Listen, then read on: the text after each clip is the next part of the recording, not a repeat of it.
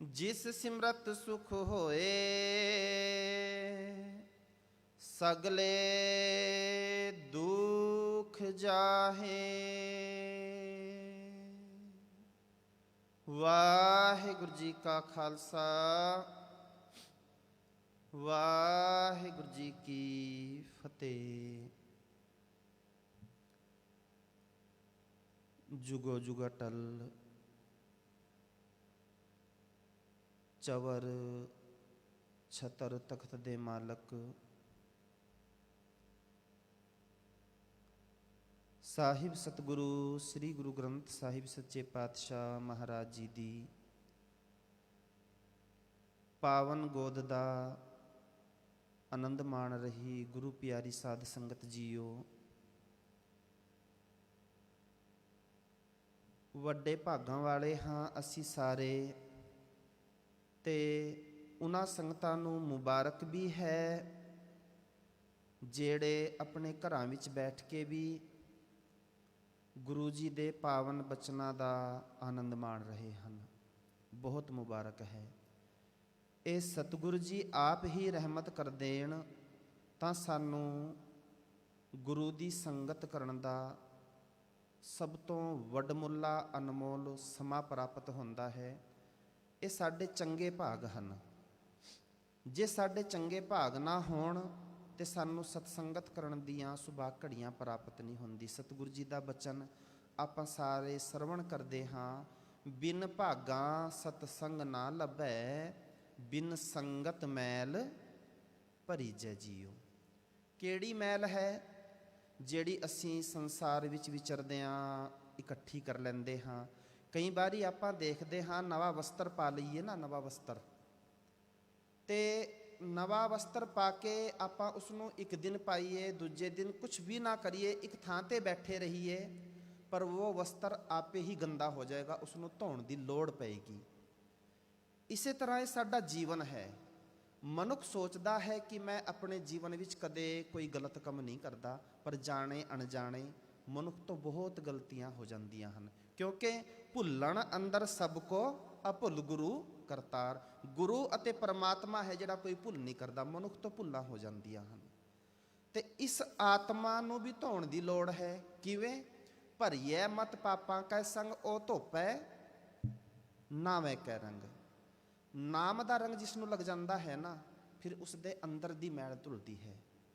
ਬਾਹਰ ਦੀ ਮੈਲ ਨੂੰ ਆਪਾਂ ਪਾਣੀ ਨਾਲ, ਸਾਬੁਣ ਨਾਲ ਆਪਾਂ ਪੜ੍ਹਦੇ ਹਾਂ ਨਾ ਰੋਜ਼ ਜਪਜੀ ਸਾਹਿਬ ਵਿੱਚ, ਮੂਤ ਪਲੀਤੀ ਕੱਪੜ ਹੋਏ ਦੇ ਸਾਬੂਣ ਲਈਏ ਉਹ ਧੋਏ।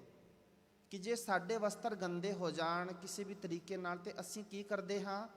ਸਾਬੁਣ ਨਾਲ ਧੋ ਲੈਂਦੇ ਹਾਂ, ਹੋਰ ਤਰੀਕੇ ਹਾਂ, ਵਾਸ਼ਿੰਗ ਮਸ਼ੀਨ 'ਚ ਧੋ ਲੈਂਦੇ ਹਾਂ ਸਰਫ ਪਾ ਕੇ।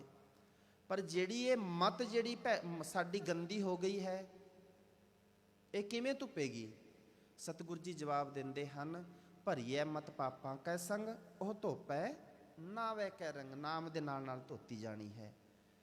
ਗੁਰਦੁਆਰਾ ਸਾਹਿਬ ਸ੍ਰੀ ਗੁਰੂ ਨਾਨਕ ਦਰਬਾਰ ਆਫਿਸਰ ਨੇ ਬਹੁਤ ਸੋਹਣਾ ਉਪਰਾਲਾ ਕੀਤਾ ਹੈ। ਸੋਮਵਾਰ ਅਤੇ ਬੁੱਧਵਾਰ ਨੂੰ ਪਵਿੱਤਰ ਬਾਣੀ ਜਪਜੀ ਸਾਹਿਬ ਜੀ ਦੀ ਵਿਆਖਿਆ ਲੜੀਵਾਰ ਚੱਲ ਰਹੀ ਹੈ, ਜਿਹੜੀ ਕਿ ਸੋਮਵਾਰ ਤੋਂ ਸ਼ੁਰੂ ਕੀਤੀ ਗਈ ਸੀ। ਅੱਜ ਜਪਜੀ ਸਾਹਿਬ ਜੀ ਦੀ ਵਿਆਖਿਆ ਆਪਾਂ ਸਾਰੇ ਰਲ ਕੇ ਉਸ ਦੀ ਸਾਂਝ ਪਾਵਾਂਗੇ।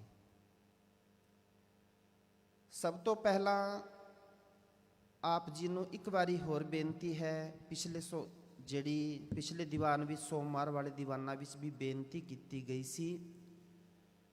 ਮੂਲ ਮੰਤਰ ਜਿੱਥੋਂ ਗੁਰੂ ਗ੍ਰੰਥ ਸਾਹਿਬ ਜੀ ਸ਼ੁਰੂ ਹੁੰਦੇ ਹਨ, ਇੱਕ ਤੋਂ, ਇੱਕ ਓੰਕਾਰ ਤੋਂ।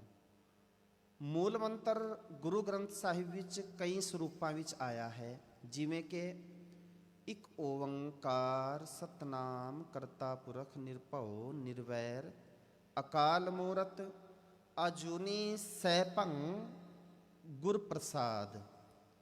ਵੱਡਾ ਸਰੂਪ। ਇਹ ਸਰੂਪ ਗੁਰੂ ਗ੍ਰੰਥ ਸਾਹਿਬ ਦੀ ਬਾਣੀ ਦੇ ਵਿੱਚ 33 ਵਾਰੀ ਆਇਆ ਹੈ। ਇੱਕ ਓੰਕਾਰ ਸਤਿਗੁਰ ਪ੍ਰਸਾਦ ਛੋਟੇ ਰੂਪ ਵਿੱਚ, ਸੰਖੇਪ ਰੂਪ ਵਿੱਚ 524 ਵਾਰੀ ਆਇਆ ਹੈ। ਇੱਕ ਓੰਕਾਰ ਸਤਨਾਮ ਗੁਰ ਪ੍ਰਸਾਦ 2 ਵਾਰੀ ਆਇਆ ਹੈ। ਇੱਕ ਓੰਕਾਰ ਸਤਨਾਮ ਕਰਤਾ ਪੁਰਖ ਗੁਰ ਪ੍ਰਸਾਦ 9 ਵਾਰੀ ਆਇਆ ਹੈ। ਗੁਰੂ ਗ੍ਰੰਥ ਸਾਹਿਬ ਜੀ ਦੀ ਬਾਣੀ ਵਿੱਚ ਲਗਭਗ 568 ਵਾਰੀ ਮੂਲ ਮੰਤਰ ਦਾ ਸਰੂਪ ਆਉਂਦਾ ਹੈ। ਤੇ ਸਾਡਾ ਸਾਰਿਆਂ ਦਾ ਇਹ ਫਰਜ਼ ਵੀ ਬਣਦਾ ਹੈ। ਵੈਸੇ ਤਾਂ ਸਿੱਖ ਦੇ ਜੀਵਨ ਵਿੱਚ ਇੱਕ ਸਹਿਜ ਪਾਠ ਹਮੇਸ਼ਾ ਚੱਲਦਾ ਰਹਿਣਾ ਚਾਹੀਦਾ ਹੈ, ਜਿਹੜਾ ਗੁਰੂ ਦਾ ਸਿੱਖ ਹੈ, ਗੁਰੂ ਨਾਨਕ ਦਾ ਸਿੱਖ ਹੈ। ਅੱਜ ਆਪਾਂ ਇੱਕ ਓੰਕਾਰ ਤੋਂ ਜਪਜੀ ਸਾਹਿਬ ਜੀ ਦੀ ਬਾਣੀ ਦੀ ਵਿਚਾਰ ਪ੍ਰਾਰੰਭ ਕਰਨੀ ਹੈ। ਇੱਕ ਓੰਕਾਰ ਤੋਂ ਲੈ ਕੇ ਗੁਰ ਪ੍ਰਸਾਦ ਤੱਕ ਮੂਲ ਮੰਤਰ ਦਾ ਸਰੂਪ ਹੈ। ਉਸ ਤੋਂ ਬਾਅਦ ਜਪ ਬਾਣੀ ਪ੍ਰਾਰੰਭ ਹੁੰਦੀ ਹੈ, ਜਿਸ ਨੂੰ ਆਪਾਂ ਸਤਿਕਾਰ ਨਾਲ ਜਪਜੀ ਸਾਹਿਬ ਆਖਦੇ ਹਾਂ ਬਾਣੀ ਨੂੰ। ਤੇ ਗੁਰੂ ਸਾਹਿਬ ਵੱਲੋਂ ਵੀ ਇਹ ਤਾਕੀਦ ਹੈ ਇਹ ਸਾਨੂੰ ਸਾਰਿਆਂ ਨੂੰ ਕਿ ਜਪਜੀ ਸਾਹਿਬ ਜੀ ਦਾ ਪਾਠ ਸਿੱਖ ਆਪਣੇ ਜੀਵਨ ਵਿੱਚ ਰੋਜ਼ ਅੰਮ੍ਰਿਤ ਵੇਲੇ ਕਰੇ, ਰੋਜ਼ਾਨਾ ਕਰੇ।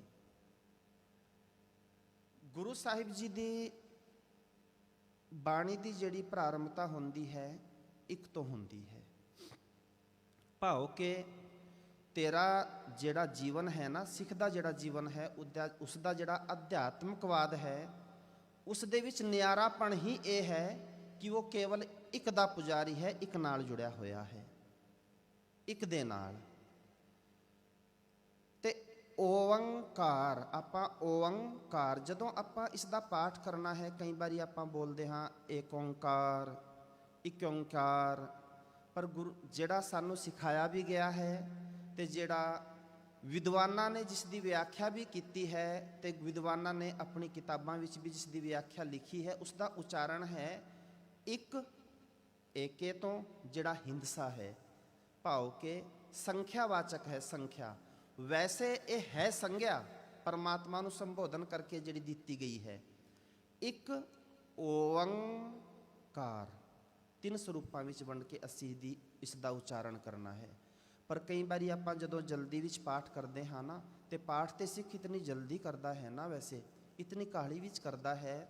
ਕਈ ਵਾਰੀ ਕੀ ਹੁੰਦਾ ਹੈ ਕਿ ਪਾਠ ਕਰਦੇ ਕਰਦੇ ਜਪਜੀ ਸਾਹਿਬ ਜੀ ਦਾ ਨਾ ਸਾਰਾ ਪਾਠ ਹੋ ਜਾਂਦਾ ਹੈ, ਪਰ ਅਸੀਂ ਕਈ ਵਾਰੀ ਸਾਨੂੰ ਚੇਤਾ ਪਤਾ ਨਹੀਂ ਤੂੰ ਸੋਦਰ ਵਾਲੀ ਪੌੜੀ ਪੜ੍ਹੀ ਕਿ ਨਹੀਂ ਪੜ੍ਹੀ, ਭੁੱਲ ਜਾਂਦੇ ਹਾਂ, ਹੋ ਜਾਂਦਾ ਹੈ ਸਾਡੇ ਤੋਂ, ਕਿਉਂਕਿ ਕਾਹਲੀ ਵਿੱਚ ਕਰਦੇ ਹਾਂ, ਕਾਹਲੀ ਵਿੱਚ ਕਰਦੇ ਹਾਂ। ਤੇ ਸਤਿਗੁਰੂ ਜੀ ਆਖਦੇ ਹਨ, ਜੇ ਤੂੰ ਬਾਣੀ ਨੂੰ ਪੜ੍ਹਦਾ ਹੈ ਨਾ, ਬੜੇ ਪਿਆਰ ਨਾਲ ਤੇ ਸਾਵਧਾਨੀ ਨਾਲ ਪੜ੍ਹਿਆ ਕਰ, ਧਿਆਨ ਨਾਲ ਪੜ੍ਹਿਆ ਕਰ।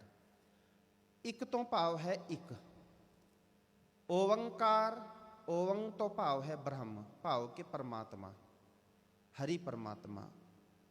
ਤੇ ਗੁਰੂ ਨਾਨਕ ਪਾਤਸ਼ਾਹ ਜੀ ਨੇ ਕਿਤਨੀ ਵੱਡੀ ਕਮਾਲ ਕਰ ਦਿੱਤੀ ਹੈ। ਸਾਧ ਸੰਗਤ ਧਿਆਨ ਦੇਣਾ, ਜੇਕਰ ਇੱਥੇ ਇੱਕ ਆਪਾਂ ਅੱਖਰਾਂ ਵਿੱਚ ਲਿਖਾਂਗੇ ਨਾ, ਤੇ ਗੁਰਬਾਣੀ ਦੇ ਵਿੱਚ ਵੀ ਇੱਕ ਲਿਖਿਆ ਹੋਇਆ ਅੱਖਰਾਂ ਦੇ ਵਿੱਚ ਕਈ ਸਰੂਪਾਂ ਦੇ ਵਿੱਚ ਆਇਆ ਹੈ, ਜਿਵੇਂ ਈੜੀ ਸਿਹਾਰੀ ਕੱਕਾ ਮੁਕਤਾ, ਇੱਕ ਈੜੀ ਸਿਹਾਰੀ, ਕੱਕੇ ਨੂੰ ਵੀ ਸਿਹਾਰੀ, ਇੱਕ ਉਚਾਰਨ ਤੇ ਸੇਮ ਹੈ ਨਾ, ਈੜੀ ਸਿਹਾਰੀ ਕੱਕੇ ਨੂੰ ਔਂਕੜ, ਤਾਂ ਵੀ ਇੱਕ ਪੜ੍ਹਦੇ ਹਾਂ, ਪਰ ਇਹਨਾਂ ਦੇ ਅਰਥ ਅਲੱਗ-ਅਲੱਗ ਹਨ। ਕਿਤੇ ਇਹ ਇੱਕ ਵਚਨ ਵਿੱਚ ਆਇਆ ਹੈ ਕਿਸੇ ਵੀ ਚੀਜ਼ ਨੂੰ ਸੰਬੋਧਨ ਕਰਨ ਵਾਸਤੇ, ਕਿਤੇ ਇਹ ਬਹੁਵਚਨ ਵਿੱਚ ਵੀ ਆਇਆ ਹੈ, ਇੱਕ ਨਾ ਹੁਕਮੀ ਬਖਸ਼ੀਸ, ਇੱਕ ਉੱਥੇ ਸਿਹਾਰੀ ਨਾਲ ਆਇਆ ਹੈ। ਇੱਥੇ ਇਸ ਦਾ ਅਰਥ ਇੱਕ ਨਹੀਂ ਹੈ, ਕਈ ਅਰਥ ਬਦਲ ਗਏ ਨਾ। ਜਿਵੇਂ ਆਪਾਂ ਰੋਜ਼ਾਨਾ ਸੋਦਰ ਰਹਿਰਾਸ ਸਾਹਿਬ ਜੀ ਦਾ ਪਾਠ ਕਰਦੇ ਹਾਂ ਨਾ, ਗੁਰਬਾਣੀ ਦੇ ਵਿੱਚ ਇੱਕ ਹੀ ਲਫ਼ਜ਼ ਬਹੁਤ ਵਾਰੀ ਆਇਆ ਹੈ, ਪਰ ਉਸ ਦੇ ਅਰਥ ਅਲੱਗ-ਅਲੱਗ ਹਨ। ਜਿਵੇਂ ਤੇਰੀ ਭਗਤ ਭੰਡਾਰ ਜੀ, ਹੁਣ ਭਗਤ ਨੂੰ ਤੇਰੀ ਕਰਕੇ ਸੰਬੋਧਨ ਇਸਤਰੀ ਲਿੰਗ ਹੈ, ਆਪਾਂ ਤੇਰੀ ਕਹਿੰਦੇ ਹਾਂ ਨਾ, ਤੇਰੀ ਭਗਤ। ਉੱਥੇ ਭੱਬਾ ਗੱਗਾ ਤੱਤੇ ਨੂੰ ਸਿਹਾਰੀ ਹੈ, ਤੇਰੀ ਭਗਤ, ਇਸ ਤੋਂ ਭਾਵ ਹੈ ਤੇਰੀ ਭਗਤੀ, ਤੇਰੀ ਭਗਤੀ। ਤੇਰੇ ਭਗਤ ਸਲਾਹਨ, ਤੇਰੇ ਭਗਤ। ਹੁਣ ਤੇਰੇ ਭਗਤ ਕਰਕੇ ਆਖਿਆ ਹੈ, ਇੱਥੇ ਜਿਹੜਾ ਭਗਤ ਲਫ਼ਜ਼ ਹੈ ਉਹ ਮੁਕਤਾ ਹੈ। ਕਿਉਂ? ਜਿਹੜੇ ਤੇਰੇ ਸੇਵਕ ਹਨ, ਦਾਸ ਹਨ, ਗੁਰੂ ਪਿਆਰ ਵਾਲੇ ਹਨ, ਤੇਰੇ ਭਗਤ ਜਨ ਹਨ, ਉਹ ਤੇਰੀ ਉਸਤਤ ਕਰਦੇ ਹਨ। ਇਸੇ ਤਰ੍ਹਾਂ ਜਦੋਂ ਅਸੀਂ ਗਣਿਤ ਦਾ ਇੱਕ ਲਿਖਦੇ ਹਾਂ, ਜਿਨ੍ਹਾਂ ਨੇ ਮੈਥਮੈਟਿਕਸ ਪੜ੍ਹਿਆ ਹੈ, ਲਗਭਗ ਸਾਰਿਆਂ ਨੇ ਪੜ੍ਹਿਆ ਹੈ, ਕਦੇ ਧਿਆਨ ਦੇਣਾ, ਜਿੱਥੇ ਇੱਕ ਲਿਖਿਆ ਹੋਏਗਾ ਅੰਕ ਵਿੱਚ, ਉਸ ਦਾ ਮਤਲਬ ਇੱਕ ਹੀ ਹੋਏਗਾ, ਉਸ ਦਾ ਮਤਲਬ ਹੋਰ ਕੁਝ ਨਹੀਂ ਹੋਏਗਾ। ਜੇਕਰ ਆਪਾਂ ਅੰਕਾਂ ਸ਼ਬਦਾਂ ਵਿੱਚ ਲਿਖਾਂਗੇ ਉਸ ਨੂੰ ਬਦਲ ਸਕਦੇ ਹਾਂ, ਅਲੱਗ-ਅਲੱਗ ਵਿਆਖਿਆ ਵੀ ਕੀਤੀ ਜਾ ਸਕਦੀ ਹੈ। ਪਰ ਗੁਰੂ ਨਾਨਕ ਪਾਤਸ਼ਾਹ ਜੀ ਨੇ ਕਿਤਨੀ ਕਮਾਲ ਕੀਤੀ ਹੈ, ਓਮ ਦੇ ਨਾਲ ਕੀ ਲਗਾ ਦਿੱਤਾ ਹੈ? ਇੱਕ, ਕਿ ਉਹ ਪਰਮਾਤਮਾ ਕੇਵਲ ਇੱਕ ਹੈ, ਉਸ ਨੂੰ ਵੰਡਿਆ ਨਹੀਂ ਜਾ ਸਕਦਾ। ਉਹ ਕਿਸੇ ਇੱਕ ਧਰਮ ਦਾ ਨਹੀਂ ਹੈ, ਉਹ ਕਿਸੇ ਇਕੱਲੇ ਦਾ ਨਹੀਂ ਹੈ, ਉਹ ਸਾਰਿਆਂ ਦਾ ਹੈ। ਇੱਕ ਓੰਕਾਰ, ਕਾਰ ਪਿਛੇਤਰ ਕਾਰ ਲਗਾ ਦਿੱਤਾ। ਕਾਰ ਤੋਂ ਭਾਵ ਹੈ, ਵੈਸੇ ਸਾਧ ਸੰਗਤ ਧਿਆਨ ਦੇਣਾ, ਕਈ ਵਾਰੀ ਜਦੋਂ ਅਸੀਂ ਇਸ ਸਾਈਨ ਨੂੰ ਦੇਖਦੇ ਹਾਂ ਨਾ, ਓੰਕਾਰ ਤੇ ਅੱਗੋਂ ਖੁੱਲਾ ਹੈ, ਊੜਾ ਜਿਹੜਾ ਹੈ ਉਹ ਖੁੱਲਾ ਹੈ, ਪਰ ਕਾਰ ਖੁੱਲਾ ਹੈ। ਜੇਕਰ ਅਸੀਂ ਕਦੇ ਵਿਚਾਰ ਕਰੀਏ, ਉਸ ਸਾਈਨ ਨੂੰ ਆਪਾਂ ਜਿੰਨਾ ਮਰਜ਼ੀ ਵਧਾ ਲਈਏ, ਜਿੰਨਾ ਮਰਜ਼ੀ, ਉਹ ਬੇਅੰਤ ਹੋ ਜਾਏਗਾ, ਅਨੰਤ ਹੈ, ਉਹ ਕਿਤੇ ਖਤਮ ਨਹੀਂ ਹੋਏਗਾ। ਕਿੱਥੇ ਜੋੜਾਂਗੇ ਉਸ ਨੂੰ ਲਿਜਾ ਕੇ? ਉਹ ਚਲਾਇਮਾਨ ਹੈ, ਇੱਕ ਥਾਂ ਤੇ ਨਹੀਂ ਹੈ, ਉਹ ਚਲਾਇਮਾਨ ਹੈ। ਚਲਾਇਮਾਨ ਤੋਂ ਭਾਵ ਹੈ ਕਿ ਉਹ ਪਰਮਾਤਮਾ ਜਿਹੜਾ ਇੱਕ ਹੈ, ਸਾਰਿਆਂ ਵਿੱਚ ਬੈਠ ਕੇ ਕਾਰ ਕਰ ਰਿਹਾ ਹੈ। ਉਹ ਮੇਰੇ ਵਿੱਚ ਵੀ ਹੈ, ਤੁਹਾਡੇ ਵਿੱਚ ਵੀ ਹੈ, ਸਾਰਿਆਂ ਦੇ ਵਿੱਚ ਵੀ ਹੈ। ਸਾਰਿਆਂ ਦੇ ਵਿੱਚ ਉਹ ਇੱਕ ਹਰੀ ਪਰਮਾਤਮਾ ਹੈ। ਉਸ ਹਰੀ ਪਰਮਾਤਮਾ ਦਾ ਨਾਮ ਸੱਚਾ ਹੈ। ਆਪਾਂ ਕਹਿੰਦੇ ਹਾਂ ਸਤਨਾਮ, ਤੇ ਸਤਨਾਮ ਕੀ ਹੈ? ਹੋਂਦ ਵਾਲਾ ਹੈ। ਪਰਮਾਤਮਾ ਦੇ ਬੇਅੰਤ ਨਾਮ ਹਨ ਨਾ, ਪਰ ਸਤਨਾਮ ਉਦੋਂ ਵੀ ਸੀ ਜਿਹੜੇ ਨਾਂ ਅਸੀਂ ਪਰਮਾਤਮਾ ਨੂੰ ਦਿੱਤੇ ਹਨ, ਉਹਨਾਂ ਤੋਂ ਪਹਿਲਾਂ ਵੀ ਸੀ। ਜਿਵੇਂ ਆਪਾਂ ਇੱਕ ਬਾਣੀ ਦਾ ਬਹੁਤ ਸੋਹਣਾ ਬਚਨ ਆਉਂਦਾ ਹੈ, ਕੀਰਤਮ ਨਾਮ ਕਥੇ ਤੇਰੇ ਜੀਵਾ, ਸਤਨਾਮ ਤੇਰਾ ਪਰਾਪੂਰਬਲਾ। ਸਤਨਾਮ ਜਿਵੇਂ ਆਪਾਂ ਪੜ੍ਹਦੇ ਹਾਂ ਨਾ, ਦੀਨ ਦਿਆਲ, ਧਿਆਨ ਦੇਣਾ, ਦੀਨ ਤੋਂ ਭਾਵ ਹੁੰਦਾ ਹੈ ਗਰੀਬ, ਦਿਆਲ ਤੋਂ ਭਾਵ ਹੈ ਗਰੀਬਾਂ ਦੇ ਉੱਪਰ ਦਇਆ ਕਰਨ ਵਾਲਾ। ਇਸ ਤੋਂ ਮਤਲਬ ਇਹ ਹੈ ਨਾ, ਕੋਈ ਗਰੀਬ ਹੈ ਤਾਂ ਉਹ ਦਿਆਲੂ ਹੈ। ਜਦੋਂ ਮਨੁੱਖ ਦੀ ਹਸਤੀ ਇਸ ਸੰਸਾਰ ਵਿੱਚ ਆਈ ਹੈ, ਮਨੁੱਖ ਹੋਂਦ ਵਿੱਚ ਆਇਆ ਹੈ, ਤੇ ਮਨੁੱਖ ਨੇ ਨਾਮ ਦੇ ਦਿੱਤਾ ਕਿ ਉਹ ਗਰੀਬਾਂ ਦੇ ਉੱਪਰ ਰਹਿਮਤ ਕਰਨ ਵਾਲਾ ਹੈ, ਦਇਆ ਕਰਨ ਵਾਲਾ ਹੈ। ਜਿਵੇਂ ਆਪਾਂ ਉਸ ਨੂੰ ਆਖਦੇ ਹਾਂ ਕਰੀਮ, ਰਹੀਮ, ਰਹਿਮਤ ਕਰਨ ਵਾਲਾ ਹੈ। ਇਹ ਜਿਹੜੇ ਨਾਂ ਅਸੀਂ ਦਿੱਤੇ ਹਨ, ਪਰ ਜਦੋਂ ਇਹ ਮਨੁੱਖ ਦੀ ਹਸਤੀ ਵੀ ਨਹੀਂ ਸੀ, ਉਸ ਤੋਂ ਪਹਿਲਾਂ ਵੀ ਉਹ ਸਤਨਾਮ ਸੀ, ਉਹ ਸੱਚਾ ਹੀ ਸੀ, ਹੋਂਦ ਵਾਲਾ ਸੀ। ਉਹ ਅਕਾਲ ਪੁਰਖ ਦਾ ਨਾਮ ਸੱਚਾ ਸੀ, ਉਸ ਤੋਂ ਪਹਿਲਾਂ ਵੀ ਇਹ ਨਾਮ ਸੀ। ਪਰ ਆਪਾਂ ਸਤਨਾਮ, ਸਤ ਤੋਂ ਭਾਵ ਹੈ ਸੱਚਾ, ਨਾਮ ਉਹ ਹੋਂਦ ਵਾਲਾ ਹੈ, ਸਤਨਾਮ ਤੇਰਾ ਪਰਾਪੂਰਬਲਾ। ਜਦੋਂ ਇਹ ਸ੍ਰਿਸ਼ਟੀ ਦੀ ਰਚਨਾ ਵੀ ਨਹੀਂ ਸੀ ਹੋਈ, ਉਦੋਂ ਵੀ ਉਸ ਪਰਮਾਤਮਾ ਦਾ ਨਾਮ ਸੱਚਾ ਸੀ, ਉਹ ਹੋਂਦ ਵਾਲਾ ਸੀ। ਆਪਾਂ ਆਖਦੇ ਹਾਂ ਕਰਤਾ ਪੁਰਖ। ਸੰਸਾਰ ਵਿੱਚ ਕਰਤੇ ਬਹੁਤ ਹਨ। ਮਨੁੱਖ ਵੀ ਕਰਤਾ ਹੈ, ਕਿਸੇ ਨਾ ਕਿਸੇ ਚੀਜ਼ ਦਾ ਕਰਤਾ ਹੈ। ਜਿਵੇਂ ਇੱਕ ਸੁਨਿਆਰ ਹੈ, ਉਹ ਜਵੈਲਰੀ ਬਣਾਉਂਦਾ ਹੈ, ਪਰ ਕਈ ਵਾਰੀ ਆਪਾਂ ਦੇਖਦੇ ਹਾਂ ਸੁਨਿਆਰ ਹੁੰਦਾ ਨਹੀਂ ਹੈ ਦੁਨੀਆ ਵਿੱਚ, ਪਰ ਉਸ ਦੀ ਬਣਾਈ ਹੋਈ ਜਵੈਲਰੀ ਜਿਹੜੀ ਹੈ ਉਹ ਮੌਜੂਦ ਹੈ। ਪਰ ਪਰਮਾਤਮਾ ਦੇ ਨਾਲ ਉਹ ਪੁਰਖ ਹੈ, ਉਹ ਸਦਾ ਉਸ ਦੇ ਵਿੱਚ ਬੈਠਿਆ ਹੋਇਆ ਹੈ। ਇਸ ਜਗ ਮੈਂ ਪੁਰਖ ਏਕ ਹੈ, ਹੋਰ ਸਗਲੀ ਨਾਰ ਸਬਾਈ। ਕੇਵਲ ਇੱਕ ਹਰੀ ਪਰਮਾਤਮਾ ਹੈ ਜਿਹੜਾ ਸਾਰਿਆਂ ਦੇ ਵਿੱਚ ਬੈਠ ਕੇ ਕਾਰ ਕਰ ਰਿਹਾ ਹੈ, ਕਰਤਾ ਹੈ, ਸਾਰਿਆਂ ਨੂੰ ਬਣਾਉਣ ਵਾਲਾ ਹੈ, ਸਾਰੀ ਸ੍ਰਿਸ਼ਟੀ ਨੂੰ ਰਚਣ ਵਾਲਾ ਹੈ। ਉਹ ਪਰਮਾਤਮਾ ਸਾਰਿਆਂ ਦੇ ਵਿੱਚ ਬੈਠ ਕੇ ਕਾਰ ਕਰ ਰਿਹਾ ਹੈ, ਕਰਤਾ ਹੈ। ਕਰਤਾ ਕਿਵੇਂ ਹੈ? ਜਿਵੇਂ ਉਸ ਪਰਮਾਤਮਾ ਨੇ ਸਾਨੂੰ ਪੈਦਾ ਕੀਤਾ ਹੈ, ਪਰ ਸਾਨੂੰ ਪੈਦਾ ਕਰਕੇ ਉਹ ਸਾਡੇ ਤੋਂ ਵੱਖਰਾ ਨਹੀਂ ਹੈ, ਸਾਡੇ ਨਾਲ ਹੈ। ਜੇ ਉਹ ਸਾਡੇ ਤੋਂ ਵੱਖਰਾ ਹੁੰਦਾ ਹੈ ਤੇ ਸਾਡੀ ਹੋਂਦ, ਸਾਡੀ ਹਸਤੀ, ਸਾਡਾ ਵਜੂਦ ਖਤਮ ਹੋ ਜਾਂਦਾ ਹੈ, ਸਾਡਾ ਵਜੂਦ ਖਤਮ ਹੈ। ਸਤਨਾਮ ਉਸ ਦਾ ਪਰਮਾਤਮਾ ਦਾ ਨਾਮ ਸੱਚਾ ਹੈ। ਕਰਤਾ ਪੁਰਖ ਉਹ ਕਰਤਾ ਹੈ, ਸਾਰੀ ਸ੍ਰਿਸ਼ਟੀ ਨੂੰ ਬਣਾਉਣ ਵਾਲਾ ਹੈ, ਸਭ ਤੋਂ ਵੱਡਾ ਹੈ, ਉਸ ਵਿੱਚ ਬੈਠ ਕੇ ਕਾਰ ਕਰ ਰਿਹਾ ਹੈ। ਉਸ ਤੋਂ ਬਾਅਦ ਆਪਾਂ ਪੜ੍ਹਦੇ ਹਾਂ ਨਿਰਭਉ। ਨਿਰਭਉ, ਨਿਰ ਤੋਂ ਭਾਵ ਹੈ ਰਹਿਤ, ਭਉ ਡਰ ਤੋਂ ਰਹਿਤ। ਪਰ ਸਾਨੂੰ ਤੇ ਕਿਸੇ ਨਾ ਕਿਸੇ ਚੀਜ਼ ਦਾ ਡਰ ਹੈ ਨਾ। ਜੇਕਰ ਸਾਡੇ ਤੋਂ ਕੋਈ ਛੋਟਾ ਹੋਵੇ, ਉਸ ਨੂੰ ਅਸੀਂ ਡਰਾਉਂਦੇ ਹਾਂ। ਬਰਾਬਰ ਦਾ ਹੋਵੇ, ਇਸ ਕਰਕੇ ਡਰਦੇ ਹਾਂ, ਇਸ ਦੀ ਹਸਤੀ ਮੇਰੇ ਬਰਾਬਰ ਕਿਉਂ ਹੋ ਗਈ ਹੈ। ਮਨੁੱਖ ਜਨਮ ਲੈਂਦਾ ਹੈ, ਜਨਮ ਤੋਂ ਬਾਅਦ ਸੋਚਦਾ ਹੈ ਕਿ ਮੈਨੂੰ ਕੋਈ ਬਿਮਾਰੀ, ਕੋਈ ਰੋਗ ਨਾ ਆ ਕੇ ਘੇਰ ਲਵੇ, ਫਿਰ ਵੀ ਡਰਦਾ ਹੈ। ਫਿਰ ਸਭ ਤੋਂ ਵੱਡਾ ਮੌਤ ਦਾ ਡਰ ਮਨੁੱਖ ਦੇ ਉੱਪਰ ਮੰਡਰਾ ਰਿਹਾ ਹੈ। ਡਰਦੇ ਹਾਂ ਨਾ ਅਸੀਂ, ਪਲ ਪਲ ਡਰਦੇ ਹਾਂ। ਮਨੁੱਖ ਕਿਸੇ ਨਾ ਕਿਸੇ ਗੱਲ ਤੋਂ ਹਮੇਸ਼ਾ ਡਰਦਾ ਹੈ, ਪਰ ਉਹ ਪਰਮਾਤਮਾ ਜਿਸ ਨੇ ਸਾਰੀ ਸ੍ਰਿਸ਼ਟੀ ਨੂੰ ਹੀ ਪੈਦਾ ਕੀਤਾ ਹੈ, ਉਸ ਨੂੰ ਕਿਸ ਚੀਜ਼ ਦਾ ਡਰ ਹੈ? ਉਸ ਨੂੰ ਤਾਂ ਕਿਸੇ ਚੀਜ਼ ਦਾ ਡਰ ਨਹੀਂ ਹੈ, ਕਿਉਂਕਿ ਗੁਰੂ ਸਾਹਿਬ ਜੀ ਦੇ ਪਾਵਨ ਬਚਨ ਹਨ, ਸਗਲਿਆਂ ਭੋ ਲਿਖਿਆ ਸਿਰਲੇਖ, ਨਾਨਕ ਨਿਰਭਉ ਨਿਰੰਕਾਰ ਸਚ ਏਕ। ਕਿ ਸਾਰੇ ਹੁਣ ਕੋਈ ਵੀ ਮਨੁੱਖ ਜਨਮ ਲੈਂਦਾ ਹੈ, ਉਹ ਸੋਚਦਾ ਹੈ ਕਿ ਮੈਨੂੰ ਪਤਾ ਨਹੀਂ ਮੇਰੇ ਜੀਵਨ ਵਿੱਚ ਇਹ ਸੁੱਖ ਆਏਗਾ ਨਹੀਂ ਆਏਗਾ, ਮੇਰੇ ਨਾਲ ਇਹ ਘਟਨਾ ਨਾ ਵਾਪਰ ਜਾਵੇ, ਮਨੁੱਖ ਡਰਦਾ ਹੈ। ਪਰ ਅਕਾਲ ਪੁਰਖ ਪਰਮਾਤਮਾ ਜਿਹੜਾ ਡਰ ਤੋਂ ਰਹਿਤ ਹੈ, ਜੇਕਰ ਸਾਡੇ ਜੀਵਨ ਵਿੱਚ ਉਸ ਅਕਾਲ ਪੁਰਖ ਹਰੀ ਪਰਮਾਤਮਾ ਦੀ ਰਹਿਮਤ ਹੋ ਜਾਵੇ, ਕਿਰਪਾ ਹੋ ਜਾਵੇ, ਤੇ ਨਿਰਭਉ ਜਪੈ ਸਗਲ ਭਉ ਮਿਟੈ। ਜਦੋਂ ਅਸੀਂ ਨਿਰਭਉ ਨਾਲ ਜੁੜਾਂਗੇ ਤੇ ਸਾਰੇ ਡਰ ਦੂਰ ਹੋ ਜਾਣਗੇ। ਸਤਿਗੁਰੂ ਜੀ ਤੇ ਆਖਦੇ ਹਨ ਨਾ, ਗਰੰਟੀ ਦਿੰਦੇ ਹਨ ਸਾਨੂੰ ਕਿ ਜੇਕਰ ਤੂੰ ਨਿਰਭਉ ਨਾਲ ਜੁੜੇਗਾ, ਤੇਰੇ ਜੀਵਨ ਵਿੱਚੋਂ ਸਾਰੇ ਭੈ, ਡਰ, ਤੋਖਲੇ, ਕਲੇਸ਼, ਜਿਹੜੇ ਸੰਸ਼ੇ ਹਨ, ਸਭ ਖਤਮ ਹੋ ਜਾਣਗੇ। ਤੇਰੇ ਅੰਦਰ ਕਿਸੇ ਪ੍ਰਕਾਰ ਦਾ ਕੋਈ ਡਰ ਨਹੀਂ ਰਹੇਗਾ।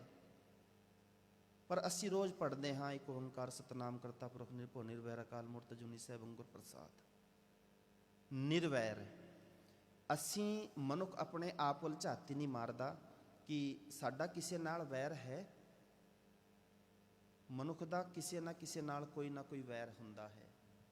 ਅੱਜ ਕੱਲ੍ਹ ਤੇ ਸਮਾਂ ਐਸਾ ਆ ਗਿਆ ਹੈ ਕਿ ਮਨੁੱਖ ਇੱਕ ਦੂਜੇ ਨੂੰ ਦੇਖ ਕੇ ਵੀ ਖੁਸ਼ ਨਹੀਂ ਹੈ। ਮਨੁੱਖ ਇੱਕ ਦੂਜੇ ਤੋਂ ਵੈਰ ਰੱਖਦਾ ਹੈ। ਕਿਤੇ ਦੇਖ ਲੈਂਦਾ ਹੈ ਕਿ ਮੇਰੇ ਨਾਲ ਵਾਲਾ ਸੁਖੀ ਵਸਦਾ ਹੈ ਤਾਂ ਵੀ ਵੈਰ ਕਮਾ ਲੈਂਦਾ ਹੈ, ਆਪ ਹੀ ਕਮਾ ਲੈਂਦਾ ਹੈ, ਮਨ ਵਿੱਚ ਹੀ ਕਮਾ ਲੈਂਦਾ ਹੈ ਮਨੁੱਖ ਵੈਰ। ਕਿਉਂ ਕਮਾਉਂਦਾ ਹੈ? ਕਿਉਂਕਿ ਨਿਰਵੈਰ ਨਾਲ ਨਹੀਂ ਜੁੜਿਆ। ਤੇ ਨਿਰਵੈਰ ਕੇਵਲ ਤਾਂ ਕੇਵਲ ਕੌਣ ਹੈ? ਇੱਕ। ਜੇ ਅਸੀਂ ਉਹ ਜਿਹੜਾ ਲਫ਼ਜ਼ ਇੱਕ ਓੰਕਾਰ ਆਪਾਂ ਪਹਿਲਾਂ ਹਰ ਇੱਕ ਲਫ਼ਜ਼ ਦੇ ਨਾਲ ਜੋੜ ਦਈਏ ਨਾ, ਇੱਕ ਓੰਕਾਰ ਨੂੰ ਖਾਲੀ ਸਮਝਾਉਣ ਵਾਸਤੇ ਆਪਾਂ ਜੋੜ ਨਹੀਂ ਰਹੇ ਹਾਂ, ਇੱਕ ਸਮਝਾਉਣ ਵਾਸਤੇ ਗੱਲ ਕਰ ਰਿਹਾ। ਜਿਵੇਂ ਇੱਕ ਓੰਕਾਰ ਸਤਨਾਮ, ਇੱਕ ਓੰਕਾਰ ਕਰਤਾ ਪੁਰਖ, ਇੱਕ ਓੰਕਾਰ ਨਿਰਭਉ। ਉਹ ਬ੍ਰਹਮ ਕੇਵਲ ਇੱਕ ਜਿਹੜਾ ਹੈ, ਉਸ ਨੂੰ ਕਿਸੇ ਕਿਸਮ ਦਾ ਕੋਈ ਡਰ ਨਹੀਂ ਹੈ, ਕੋਈ ਕਿਸੇ ਨਾਲ ਕਿਸੇ ਕਿਸਮ ਦਾ ਕੋਈ ਵੈਰ ਨਹੀਂ ਹੈ, ਕਿਉਂਕਿ ਉਹ ਸਾਰਿਆਂ ਵਿੱਚ ਵਸਦਾ ਹੈ ਤੇ ਸਾਰਿਆਂ ਵਿੱਚ ਬੈਠ ਕੇ ਕਾਰ ਕਰ ਰਿਹਾ ਹੈ। ਅਸੀਂ ਮਨੁੱਖ ਹਾਂ, ਮਨੁੱਖਾ ਜੀਵਨ ਵਿੱਚ ਆ ਕੇ ਜਦੋਂ ਅਸੀਂ ਇੱਕ ਤੋਂ ਟੁੱਟਦੇ ਹਾਂ ਤੇ ਵੈਰ ਕਮਾਉਂਦੇ ਹਾਂ। ਵੈਰ ਛੋਟੀ ਛੋਟੀ ਗੱਲ ਤੇ ਵੈਰ ਕਮਾਉਂਦੇ ਹਾਂ। ਮਨੁੱਖ ਕੋਲ ਤਿੰਨ ਸਮੇਂ ਮਨੁੱਖ ਕੋਲ ਹੈਗੇ ਨੇ, ਇੱਕ ਪਾਸਟ, ਇੱਕ ਪ੍ਰੈਜੈਂਟ, ਇੱਕ ਫਿਊਚਰ। ਤਿੰਨਾਂ ਸਮਿਆਂ ਵਿੱਚ ਜਿੰਦਾ ਹੈ। ਪਰ ਮਨੁੱਖ ਦੇ ਹੱਥ ਵਿੱਚ ਕੇਵਲ ਤਾਂ ਕੇਵਲ ਵਰਤਮਾਨ ਹੈ। ਪਰ ਵਰਤਮਾਨ ਨੂੰ ਪਾਸਟ ਦੀਆਂ ਗੱਲਾਂ ਸੋਚ ਕੇ, ਪਾਸਟ ਦੀ ਜਿਹੜੀ ਗੱਲਾਂ ਹਨ ਕਿ ਮੈਨੂੰ ਉਸ ਮਨੁੱਖ ਨੇ ਇੱਦਾਂ ਕਿਹਾ ਸੀ, ਮੇਰੇ ਰਿਸ਼ਤੇਦਾਰ ਨੇ ਮੈਨੂੰ ਇੱਦਾਂ ਕਿਹਾ ਸੀ, ਉਹਨਾਂ ਨੂੰ ਸੋਚਦਾ ਹੈ, ਭਵਿੱਖ ਦੀ ਚਿੰਤਾ ਕਰਦਾ ਹੈ। ਚਿੰਤਾ ਕਰਕੇ ਫਿਰ ਡਰ ਕਮਾਉਂਦਾ ਹੈ ਅੰਦਰ ਅੰਦਰ। ਜਦੋਂ ਡਰਦਾ ਹੈ ਫਿਰ ਸੋਚਦਾ, ਜਿਹੜਾ ਉਹ ਵਰਤਮਾਨ ਸਮਾਂ ਗੁਰੂ ਜੀ ਨੇ ਬਖਸ਼ਿਸ਼ ਕੀਤਾ ਸੀ, ਜਿਸ ਵਿੱਚ ਤੂੰ ਪਰਮਾਤਮਾ ਨੂੰ ਮਿਲਣ ਦੀ ਭਈ ਪ੍ਰਾਪਤ ਮਾਨੁਖ ਦੇ ਹੋਰੀਆ, ਗੋਬਿੰਦ ਮਿਲਣ ਕੀ ਇਹ ਤੇਰੀ ਬਰੀਆ, ਉਸ ਸਮੇਂ ਨੂੰ ਗਵਾ ਦਿੰਦਾ ਹੈ ਵਿੱਚ ਮੌਜੂਦ ਹੈ। ਮੌਜੂਦਾ ਸਮੇਂ ਨੂੰ ਗਵਾ ਦਿੰਦਾ ਹੈ, ਕਿਉਂਕਿ ਵੈਰ ਰੱਖਦਾ ਹੈ, ਇੱਕ ਦੂਜੇ ਦੇ ਪ੍ਰਤੀ ਵੈਰ ਰੱਖਦਾ ਹੈ। ਉਹ ਇੱਕ ਕਹਾਵਤ ਹੈ ਨਾ, ਅਸੀਂ ਅੱਜ ਕੱਲ੍ਹ ਇੱਕ ਦੂਜੇ ਨੂੰ ਦੇਖ ਕੇ ਖੁਸ਼ ਨਹੀਂ ਹਾਂ। ਕਹਿੰਦੇ ਕਿ ਵੀ ਉਹ ਕਿਸੇ ਸਿਆਣੇ ਪੁਰਸ਼ ਨੇ ਕਿਹਾ ਕਿ ਪਹਿਲਾਂ ਮਨੁੱਖ ਸੋਚਦਾ ਸੀ ਕੋਈ ਮੇਰੇ ਘਰ ਆਵੇ ਤੇ ਮੈਂ ਪ੍ਰਸਾਦਾ ਛਕਾਂ, ਤੇ ਹੁਣ ਸੋਚਦਾ ਹੈ ਇਹ ਜਾਵੇ ਤਾਂ ਮੈਂ ਪ੍ਰਸਾਦਾ ਛਕਾਂ, ਜਿਹੜਾ ਘਰ ਪਹਿਲਾਂ ਤੋਂ ਆਇਆ ਹੋਇਆ ਹੈ। ਇਹ ਅਵਸਥਾਵਾਂ ਨੇ ਸਾਡੀਆਂ ਸਾਰਿਆਂ ਦੀ।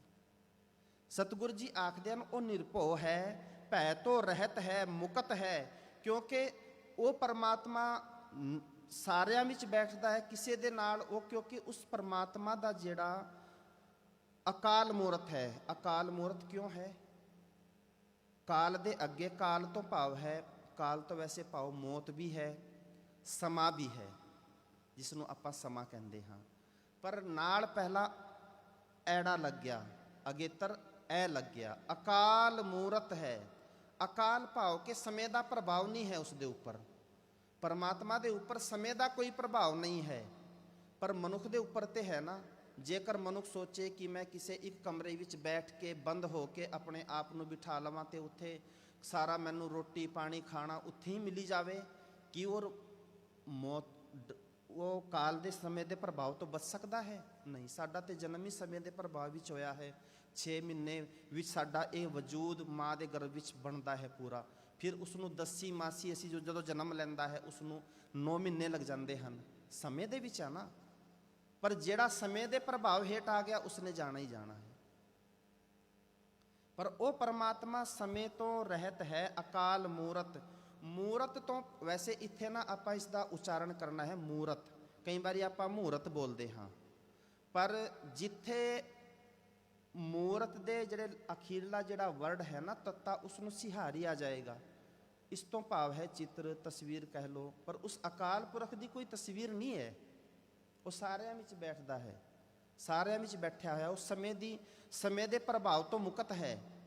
ਪਰ ਕਈ ਵਾਰੀ ਆਪਾਂ ਇਸ ਨੂੰ ਜਲਦੀ ਅਕਾਲ ਮੂਰਤ ਹੁੰਦਾ ਹੈ ਚਸਾ ਪਲ ਸਮਾਂ। ਜਿੱਥੇ ਮੂਰਤ ਆਏਗਾ ਉੱਥੇ ਮੰਮਾ ਦੁਲੈਂਕੜ ਕੱਕਾ ਤੱਤੇ ਨੂੰ ਔਂਕੜ ਆਏਗਾ, ਮੂਰਤ ਕਹਿੰਦੇ ਉਸ ਨੂੰ, ਚਸਾ। ਉਹ ਅਕਾਲ ਪੁਰਖ ਜਿਹੜਾ ਹੈ ਸਮੇਂ ਦੇ ਪ੍ਰਭਾਵ ਤੋਂ ਮੁਕਤ ਹੈ। ਸਮੇਂ ਦਾ ਉਸ ਦੇ ਉੱਪਰ ਕੋਈ ਪ੍ਰਭਾਵ ਨਹੀਂ ਹੈ, ਕਿਉਂਕਿ ਆਪਾਂ ਪੜ੍ਹਦੇ ਹਾਂ ਨਾ, ਗੜੰਦੀਆਂ 6 ਮਾਹ ਤੁੜੰਦੀਆਂ 21 ਨੂੰ। ਹਰ ਚੀਜ਼ ਦੀ ਘਾੜਤ ਨੂੰ ਸਮਾਂ ਲੱਗਦਾ ਹੈ। ਅਜੂਨੀ ਜੂਨਾ ਵਿੱਚ ਨਹੀਂ ਉਹ ਪਰਮਾਤਮਾ ਆਉਂਦਾ। ਕਿਉਂ ਨਹੀਂ ਆਉਂਦਾ? ਵੈਸੇ ਗੁਰੂ ਸਾਹਿਬ ਜੀ ਦਾ ਫਰਮਾਨ ਹੈ, ਸੋ ਮੁਖ ਜਲੋਂ ਜਿਤ ਕਹੇ ਠਾਕੁਰ ਜੋਨੀ, ਕਿ ਜਿਹੜਾ ਮਨੁ ਕਹਿੰਦਾ ਹੈ ਨਾ ਕਿ ਪਰਮਾਤਮਾ ਜੂਨਾਂ ਵਿੱਚ ਆਉਂਦਾ ਹੈ, ਜਨਮ ਲੈਂਦਾ ਹੈ। ਕਿਉਂਕਿ ਜੇਕਰ ਉਹ ਜੂਨਾਂ ਵਿੱਚ ਆਏਗਾ, ਜਨਮ ਲਏਗਾ, ਕਿਸੇ ਦੇ ਗਰਭ ਤੋਂ ਜਨਮ ਲਏਗਾ, ਫਿਰ ਸਮੇਂ ਦੇ ਪ੍ਰਭਾਵ ਹੇਠ ਆ ਜਾਏਗਾ। ਪਰ ਪਰਮਾਤਮਾ ਸਮੇਂ ਦੇ ਪ੍ਰਭਾਵ ਹੇਠ ਨਹੀਂ ਹੈ, ਪਰ ਸਮੇਂ ਦੇ ਪ੍ਰਭਾਵ ਤੋਂ ਮੁਕਤ ਹੈ। ਪਰ ਉਸ ਦਾ ਪ੍ਰਕਾਸ਼ ਉਹ ਕਿਵੇਂ ਪੈਦਾ ਹੋਇਆ ਹੈ, ਕਿਵੇਂ ਉਸਨੇ ਆਪਣੇ ਆਪ, ਉਹ ਪਰਮਾਤਮਾ ਦਾ ਵਜੂਦ ਕਿਵੇਂ ਆਇਆ ਹੈ। ਸਤਿਗੁਰੂ ਜੀ ਆਖਦੇ ਹਨ ਸਹਿ ਭੰਗ, ਇੱਥੇ ਇਸ ਨੂੰ ਆਖਦੇ ਸਵੈਮ ਭੂ, ਆਪਣੇ ਆਪ ਤੋਂ ਪ੍ਰਕਾਸ਼ ਹੋਣਾ। ਉਹ ਪਰਮਾਤਮਾ ਸਾਰੀ ਸ੍ਰਿਸ਼ਟੀ ਦਾ ਰਚਨਹਾਰ ਹੈ। ਉਸ ਦੇ ਵਿੱਚ ਬੈਠ ਕੇ ਨਿਰੰਤਰ ਕਾਰਜਸ਼ੀਲ ਹੈ। ਨਿਰੰਤਰ ਆਪਾਂ ਦੇਖਦੇ ਹਾਂ ਨਾ, ਰਾਤ ਨੂੰ ਕਈ ਵਾਰੀ ਮਨੁੱਖ ਸੋ ਜਾਂਦਾ ਹੈ, ਪਰ ਜਦੋਂ ਸੋ ਜਾਂਦਾ ਹੈ ਕਦੇ ਸੋਚਿਆ ਕਿ ਰਾਤ ਨੂੰ ਸਾਹ ਅਸੀਂ ਕੋਈ ਸੋਚ ਕੇ ਲੈਂਦੇ ਹੈ? ਦਿਨੇ ਵੀ ਆ ਰਿਹਾ ਹੈ ਨਾ। ਇਹ ਤੇਰੇ ਅੰਦਰ ਕਾਰਜਸ਼ੀਲ ਕੌਣ ਹੈ ਇਸ ਵੇਲੇ? ਇੱਕ ਹਰੀ ਪਰਮਾਤਮਾ, ਇੱਕ ਅਕਾਲ ਪੁਰਖ। ਜਦੋਂ ਉਹ ਅਕਾਲ ਪੁਰਖ, ਵੈਸੇ ਸਾਧ ਸੰਗਤ ਧਿਆਨ ਦੇਣਾ, ਆਪਾਂ ਕਈ ਵਾਰੀ ਆਖਦੇ ਹਾਂ ਕਿ ਆਤਮਾ ਅਮਰ ਹੈ। ਜਦੋਂ ਆਪਾਂ ਕਿਸੇ ਦਾ ਸੰਸਕਾਰ, ਆਪਣੇ ਪਿਆਰੇ ਦਾ, ਮਿੱਤਰ ਦਾ, ਰਿਸ਼ਤੇਦਾਰੀ ਦਾ, ਵੱਡਿਆਂ ਦਾ ਸੰਸਕਾਰ ਕਰਕੇ ਆਉਂਦੇ ਹਾਂ ਨਾ, ਸਰੀਰ ਦਾ ਸੰਸਕਾਰ ਹੁੰਦਾ ਹੈ, ਆਤਮਾ ਦਾ ਨਹੀਂ ਹੁੰਦਾ। ਤੇ ਆਤਮਾ ਉਸ ਪਰਮਾਤਮਾ ਦੀ ਅੰਸ਼ ਹੈ, ਤੇ ਜਿਸ ਦੀ ਇੱਕ ਛੋਟੀ ਸੀ ਅੰਸ਼ ਦਾ ਨਾਸ਼ ਨਹੀਂ ਹੋ ਸਕਦਾ, ਉਹ ਅਕਾਲ ਪੁਰਖ ਕਿਵੇਂ ਨਾਸ਼ ਹੋ ਸਕਦਾ ਹੈ? ਕਿਵੇਂ ਹੋ ਸਕਦਾ ਹੈ? ਉਹ ਪਰਮਾਤਮਾ ਸਾਡੇ ਵਿੱਚ ਬੈਠਾ ਹੈ। ਸਤਿਗੁਰੂ ਜੀ ਆਖਦੇ ਹਨ ਸਹਿ ਭੰਗ, ਉਹ ਉਸ ਦਾ ਪ੍ਰਕਾਸ਼ ਆਪਣੇ ਆਪ ਤੋਂ ਹੋਇਆ ਹੈ। ਕਿਸੇ ਨੇ ਪੈਦਾ ਨਹੀਂ ਕੀਤਾ ਉਸ ਹਰੀ ਪਰਮਾਤਮਾ ਨੂੰ। ਪਰ ਕੀ ਗੱਲ, ਜਿਹੜਾ ਪਰਮਾਤਮਾ ਇਤਨਾ ਮਹਾਨ ਹੈ, ਜਿਸ ਦੀ ਰੂਪ ਰੇਖਾ ਗੁਰੂ ਨਾਨਕ ਪਾਤਸ਼ਾਹ ਜੀ ਨੇ ਬਿਆਨ ਕੀਤੀ ਹੈ, ਉਹ ਸਾਨੂੰ ਮਿਲ ਵੀ ਸਕਦਾ ਹੈ। ਆਪਾਂ ਕਦੇ ਧਿਆਨ ਦਿੱਤਾ ਹੈ ਗੁਰਪ੍ਰਸਾਦ ਕੀ ਹੁੰਦਾ ਹੈ? ਗੁਰਪ੍ਰਸਾਦ, ਗੁਰੂ ਦੀ ਰਹਿਮਤ। ਇਸ ਨੂੰ ਪ੍ਰਸਾਦ, ਇਸ ਦੇ ਪੱਪੇ ਨੂੰ ਥੱਲੇ ਰਾਰਾ ਹੈ, ਹਲਨ ਪੈਰ ਵਿੱਚ ਰਾਰਾ ਹੈ। ਜਦੋਂ ਅਸੀਂ ਇਸ ਲਫ਼ਜ਼ ਨੂੰ ਦੇਖਦੇ ਹਾਂ, ਪ੍ਰਸਾਦ ਨਹੀਂ ਪੜਨਾ, ਪ੍ਰਸਾਦ। ਗੁਰਪ੍ਰਸਾਦ, ਗੁਰੂ ਜੀ ਦੀ ਰਹਿਮਤ ਹੋਵੇ। ਗੁਰੂ ਜੀ ਦੱਸਣਗੇ ਕਿ ਤੂੰ ਉਸ ਪਰਮਾਤਮਾ ਦੇ ਨਾਲ ਤੂੰ ਅਭੇਦਤਾ ਕਿਵੇਂ ਪਾ ਸਕਦਾ ਹੈ, ਕਿਵੇਂ ਉਸ ਪਰਮਾਤਮਾ ਨੂੰ ਮਿਲ ਸਕਦਾ ਹੈ। ਸਤਿਗੁਰੂ ਜੀ ਆਖਦੇ ਹਨ ਕਿ ਜੇਕਰ ਤੂੰ ਉਸ ਪਰਮਾਤਮਾ ਨੂੰ ਮਿਲਣਾ ਹੈ ਨਾ, ਤੇ ਗੁਰੂ ਨਾਨਕ ਪਾਤਸ਼ਾਹ ਜੀ ਨੇ ਜਿਹੜਾ ਇੱਕ ਅਕਾਲ ਪੁਰਖ ਪਰਮਾਤਮਾ ਦੇ ਨਾਲ ਤੈਨੂੰ ਜੋੜਿਆ ਹੈ, ਉਸ ਦਾ ਸਾਰਾ ਸਰੂਪ ਬਿਆਨ ਕੀਤਾ ਹੈ। ਤੂੰ ਉਸ ਅਕਾਲ ਪੁਰਖ ਹਰੀ ਪਰਮਾਤਮਾ ਨੂੰ ਆਪਣੇ ਜੀਵਨ ਵਿੱਚ ਧਾਰ। ਕਦੋਂ, ਕਿਵੇਂ? ਗੁਰੂ ਜੀ ਦੀ ਪਾਵਨ ਬਾਣੀ ਦੇ ਨਾਲ ਜੁੜ। ਗੁਰੂ ਜੀ ਦੱਸਣਗੇ ਕਿ ਤੈਨੂੰ ਇਹ ਤੇਰਾ ਜਿਹੜਾ ਜੀਵਨ ਹੈ ਨਾ, ਜਿਹੜਾ ਇੱਕ ਅਕਾਲ ਪੁਰਖ ਜਿਹੜਾ ਇਸ ਵਿੱਚ ਬੈਠ ਕੇ ਵੀ ਕਾਰ ਕਰ ਰਿਹਾ ਹੈ, ਇਸ ਸਰੀਰ ਵਿੱਚ ਵੀ, ਇਸ ਨੂੰ ਤੂੰ ਕਿਵੇਂ ਜਿਉਣਾ ਹੈ। ਤੇ ਗੁਰੂ ਜੀ ਰਹਿਮਤ ਕਰਨਗੇ ਤੈਨੂੰ। ਇਸ ਅਕਾਲ ਪੁਰਖ ਦਾ ਜਿਹੜਾ ਸਰੂਪ ਬਿਆਨ ਕੀਤਾ ਹੈ, ਗੁਰੂ ਦੀ ਰਹਿਮਤ ਹੋਏਗੀ, ਗੁਰੂ ਕਿਰਪਾ ਕਰਨਗੇ। ਜਦੋਂ ਸਾਡੇ ਜੀਵਨ ਵਿੱਚ ਰੋਜ਼ਾਨਾ ਜਪਜੀ ਸਾਹਿਬ ਸਾਡੇ ਜੀਵਨ ਦਾ ਇੱਕ ਹਿੱਸਾ ਬਣ ਜਾਏਗਾ, ਫਿਰ ਸਾਨੂੰ ਜਪਜੀ ਸਾਹਿਬ ਤੋਂ ਬਿਨਾਂ ਨੀਂਦ ਨਹੀਂ ਆਏਗੀ। ਜਿਵੇਂ ਆਪਾਂ ਪੰਜ ਬਾਣੀਆਂ ਦਾ ਨਿਤਨੇਮ ਕਰਦੇ ਹਾਂ ਨਾ ਰੋਜ਼, ਮੈਂ ਬਿਨ ਗੁਰ ਦੇਖੇ ਨੀਂਦ ਨਾ ਆਵੇ। ਪਰ ਕਈ ਵਾਰੀ ਗੁਰੂ ਨੂੰ ਦੇਖ ਕੇ ਆ ਜਾਂਦੀ ਹੈ, ਮੈਂ ਬਿਨ ਗੁਰ ਦੇਖੇ ਨੀਂਦ ਨਾ ਆਵੇ।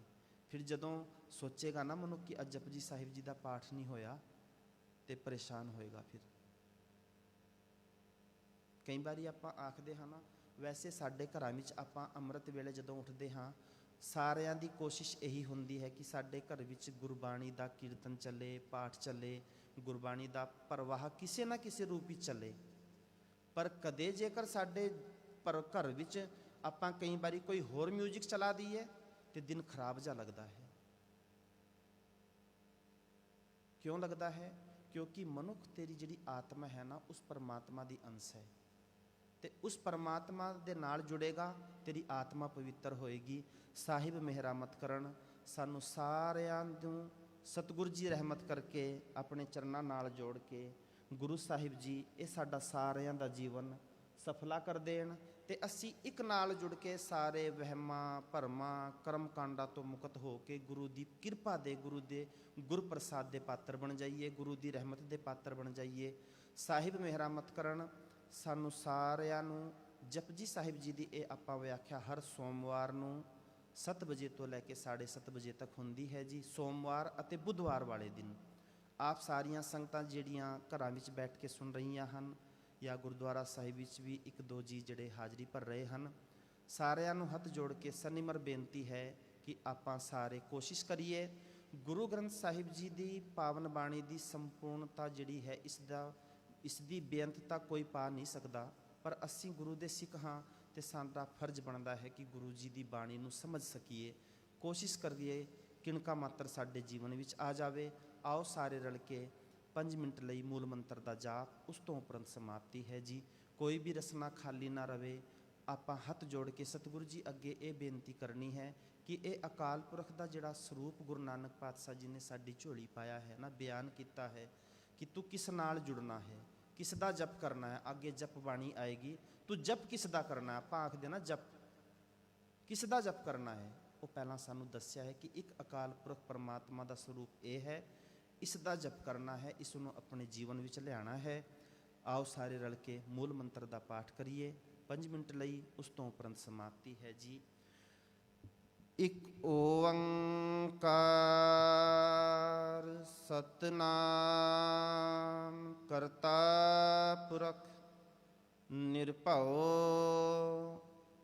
ਨਿਰਵੈਰ ਅਕਾਲ ਮੂਰਤ ਆਜੂਨੀ ਸੈਭੰ ਗੁਰ ਪ੍ਰਸਾਦ। ਇੱਕ ਓੰਕਾਰ ਸਤਨਾਮ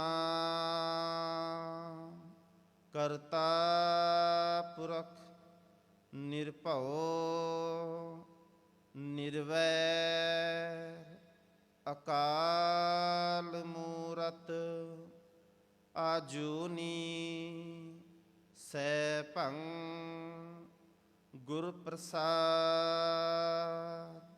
ਇੱਕ ਓੰਕਾਰ ਸਤਨਾਮ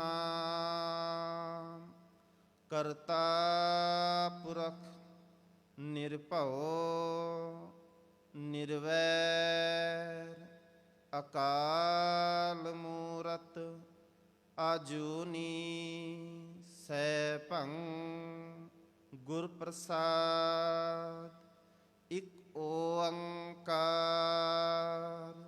ਸਤਨਾਮ ਕਰਤਾ ਪੁਰਖ ਨਿਰਭਉ ਨਿਰਵੈਰ ਅਕਾਲ ਮੂਰਤ ਆਜੂਨੀ ਸੈਭੰ ਗੁਰ ਪ੍ਰਸਾਦ।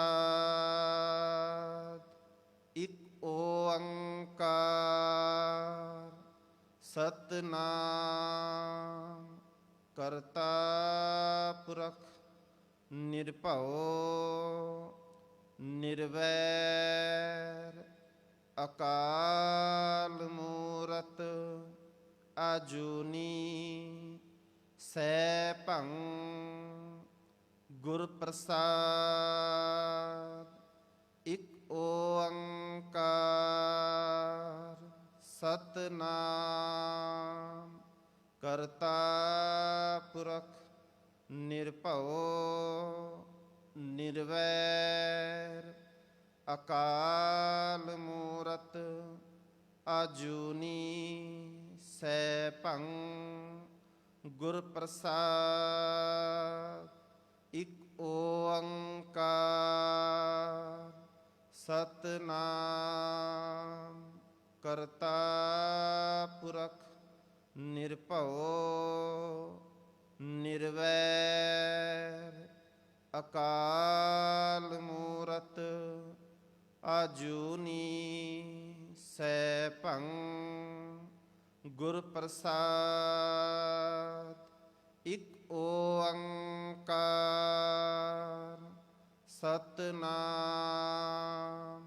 ਕਰਤਾ ਪੁਰਖ ਨਿਰਭਉ ਨਿਰਵੈਰ ਅਕਾਲ ਮੂਰਤ ਆਜੂਨੀ ਸੈਭੰ ਗੁਰ ਪ੍ਰਸਾਦ ਇਕ ਓੰਕਾਰ ਸਤਨਾਮ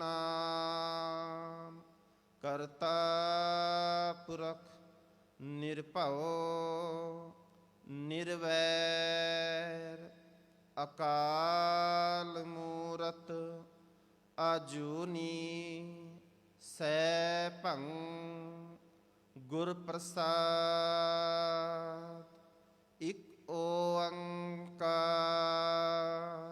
ਸਤਨਾਮ ਕਰਤਾ ਪੁਰਖ ਨਿਰਭਉ ਨਿਰਵੈਰ ਅਕਾਲ ਮੂਰਤ ਆਜੂਨੀ ਸੈਭੰ ਗੁਰ ਪ੍ਰਸਾਦ।